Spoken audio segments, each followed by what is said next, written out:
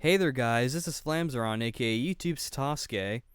I'm mainly a console gamer, though I do sometimes play PC games, as you guys have seen. I think I've with MMOs and Minecraft, though I also I like some RTS, and I'm actually kind of into the Warcraft series a little bit, and I actually recently finished Warcraft 3: Reign of Chaos for the PC, the campaign at least, and I figured I should give a little review on it and whatnot. I think this will be my first PC review, and that's pretty cool and all. I'm gonna preface this though, and you'll see this in the gameplay footage, but I'm not necessarily that good at the game.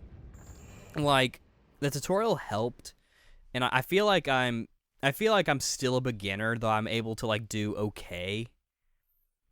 Like, I was able to beat I was able to beat all of the campaign missions, albeit on the easy difficulty.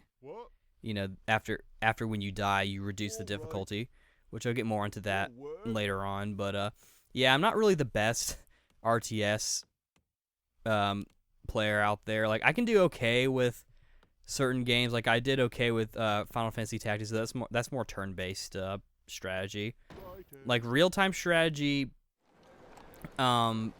since you have to kind of actively think more as opposed to just doing planning, it's more like a real-time, literally real-time strategy. But anyway, now is a good time to review this, even though I'm sure I'm like the last person to actually play through this game. Though I was aware of it before. I had a friend who had it, who I watched him play an online match.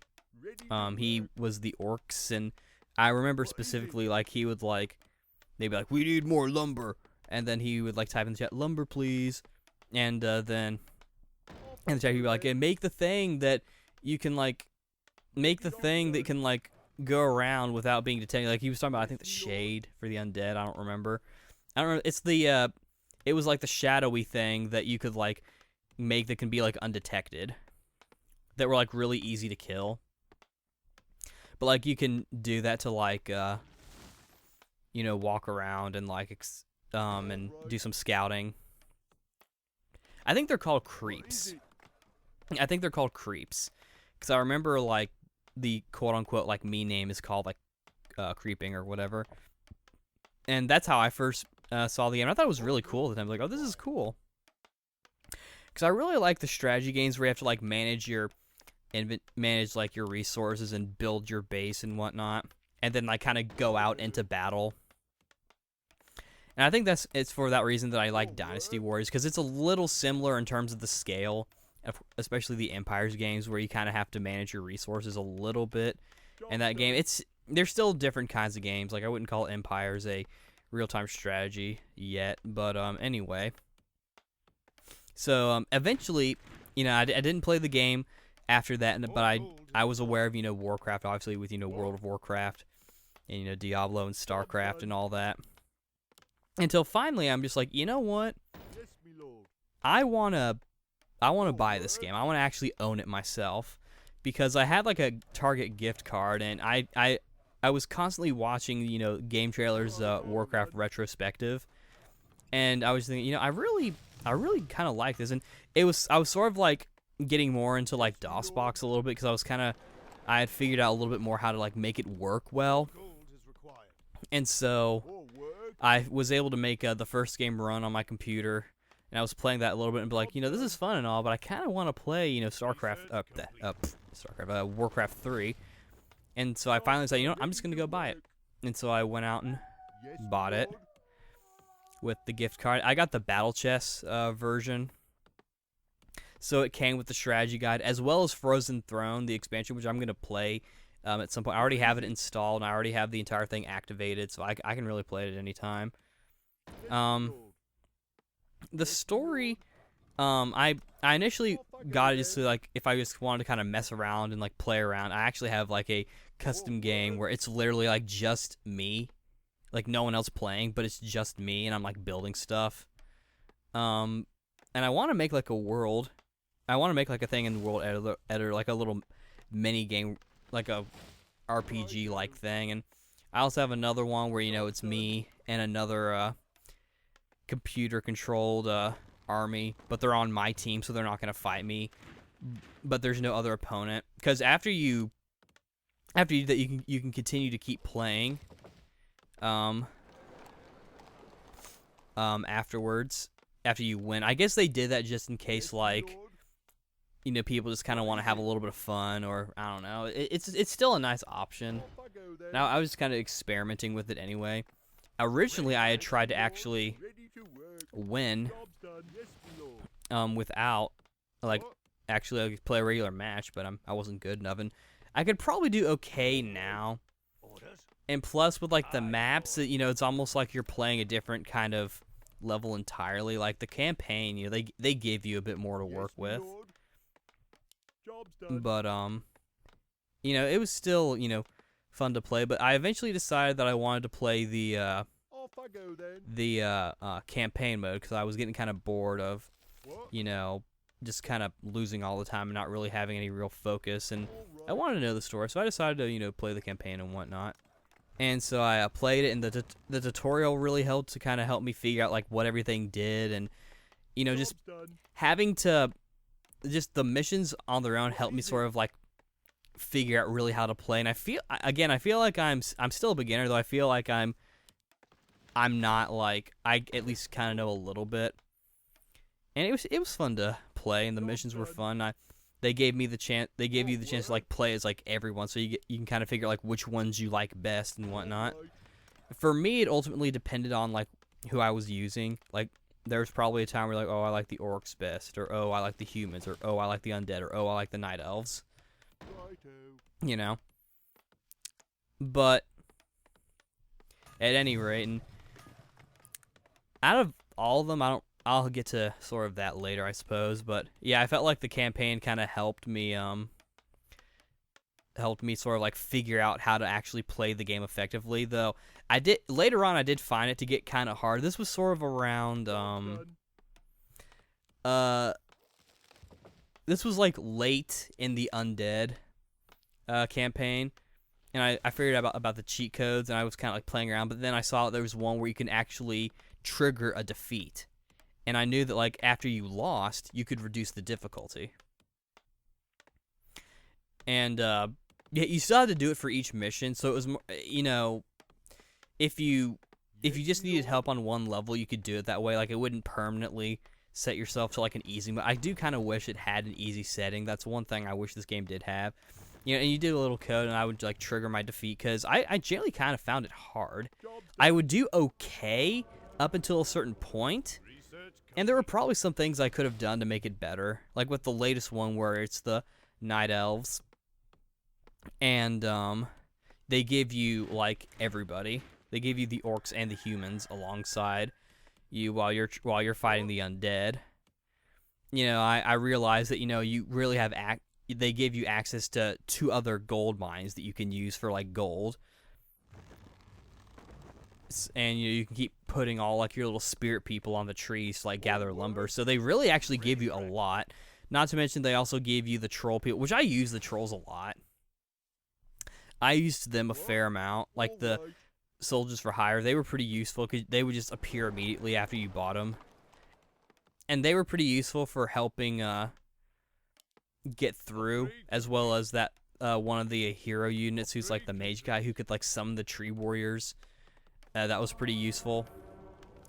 But yeah, at that point in the undead campaign, I think it was when you were, it was with Arthas and his army, and you were having to, I forget the name of, like, the skeletal guy who starts off as, like, this weird spirit thing. You had to, like, he had to wait and heal up a bit, or he had to, like, wait and what's the word? Like, charge up something. And it was one of those things where you just have to kind of survive for a certain amount of time. I actually kind of struggled with that.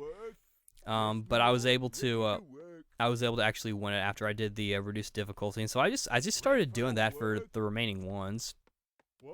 Because I still found it kind of hard, especially with the night elves, because the night elves are not really, they're not really, like close range melee people. I found that they were mainly long range, and because of that, their damage was not really that high starting off with.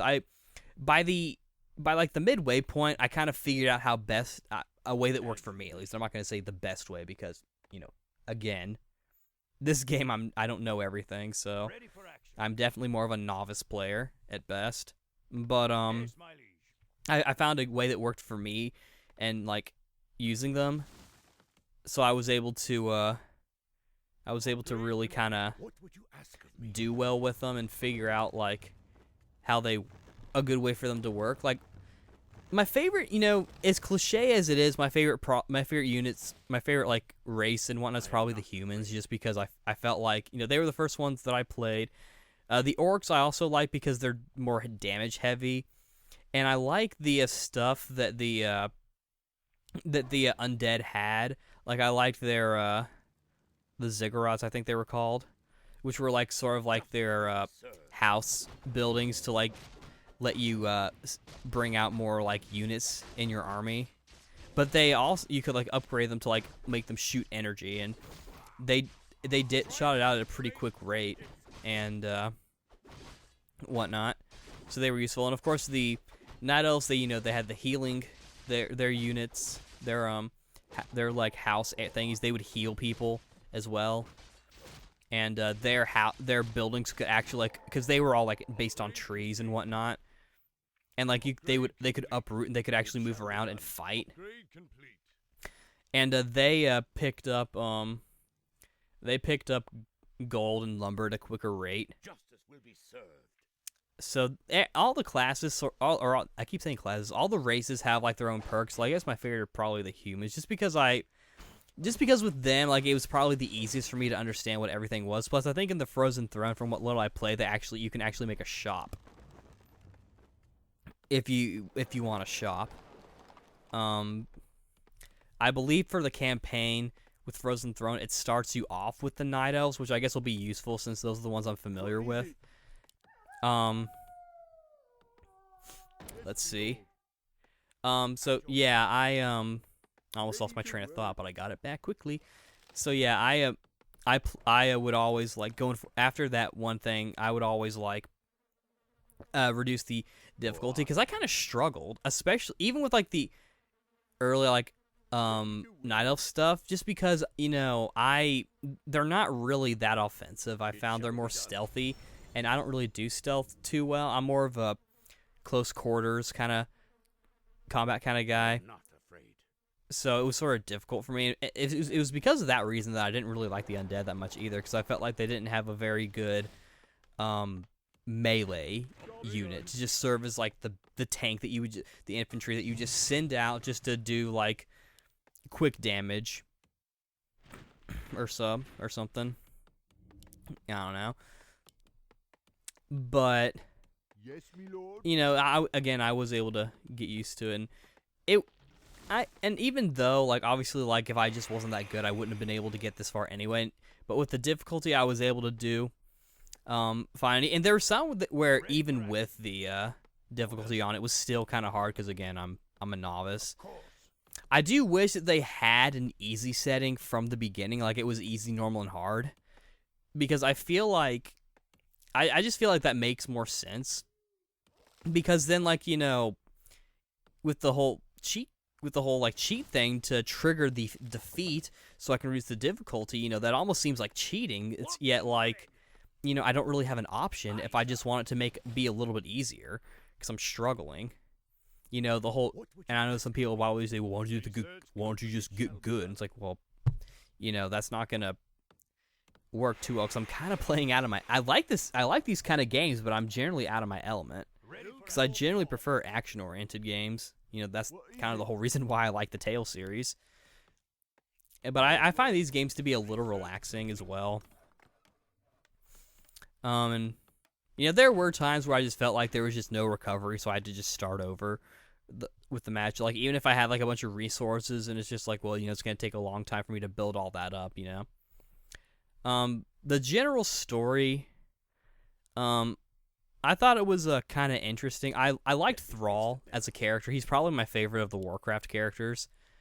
I thought he was really interesting, and I know how like he was he's an orc, but he was raised by humans. I actually thought that was really interesting, and I just think he's a cool character, and whatnot. And I like how he's a bit more. He's not really quick to. He's not really quick to. He's not really. He's more level-headed, is what I'm trying to say. More level-headed than his that guy with the sword, who he was not bad, but also he was like more hot-headed and whatnot, and then like he turned evil, and it was kind of funny how like he was sort of portrayed in a way sort of like being a samurai or like a swordsman, yet his weapon was sort of like an axe, which I found to be kind of interesting. But yeah, I'll get to Arthas later on. But yeah, Thrall was probably my favorite, and I hope they make an action figure of him. I'm pretty sure he's in Heroes of the Storm. So I'm sure they'll make an action figure of him, and I know they have an action figure of Arthas in his Lich King form, but spoilers. But speaking of Arthas, I thought his arc was interesting. He's like, starts up being like, the light is my strength, and all that stuff.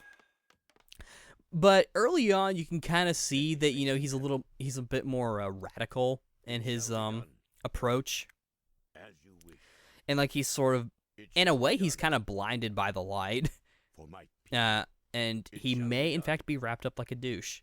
But I'm sorry for that stupid joke, but I found it kind of reminded me of Anakin Skywalker from the Star Wars prequels. It was sort of similar, like, in that he had sort of like, he had good motives, but his methods were not so good.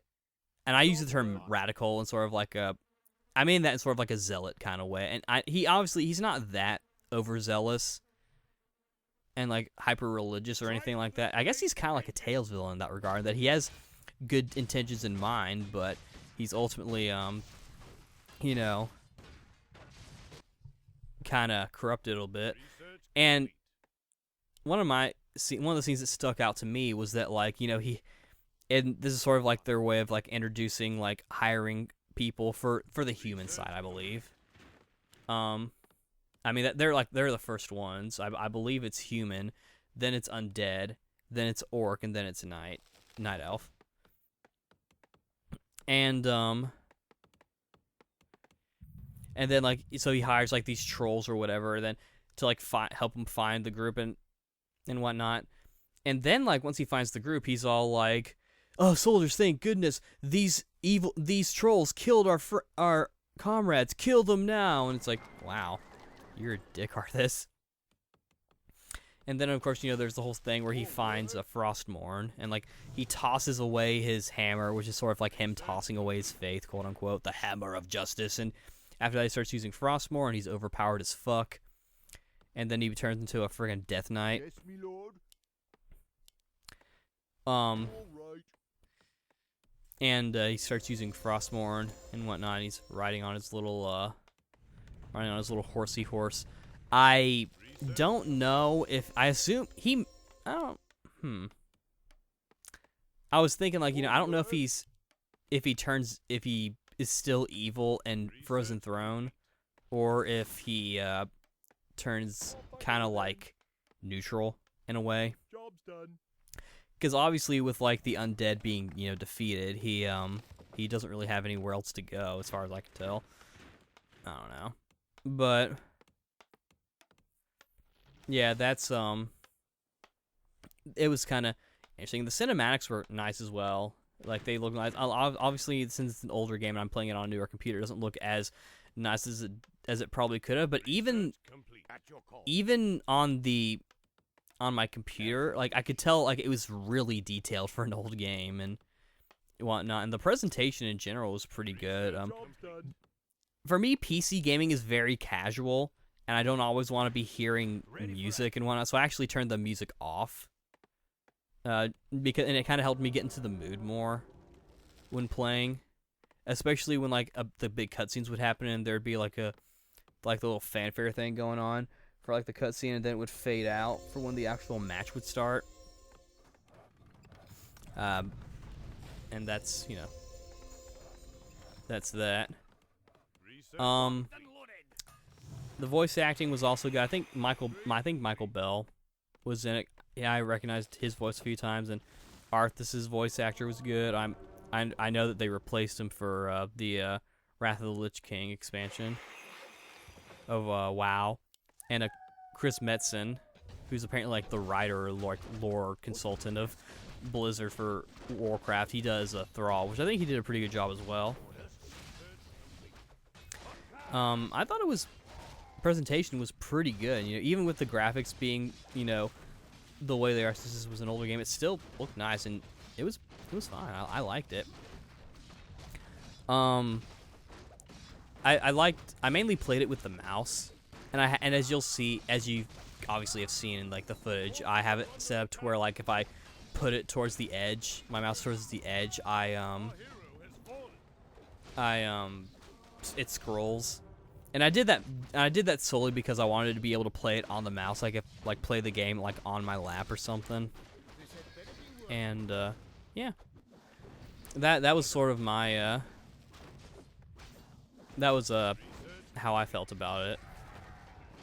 Or I don't know what that means.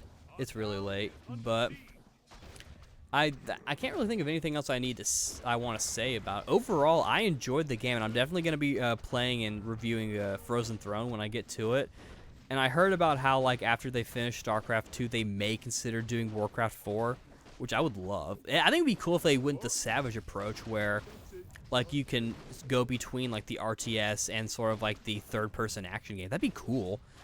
I mean, it'd be cool if, like, and, like, even if it was just, like, only for the hero units or something, that'd be cool. And, you know, they have Warcraft, or, like, World of Warcraft is, like, a base for that anyway, because it would probably play like that if it was on the computer. And I don't know, maybe be on, I don't know. I like that.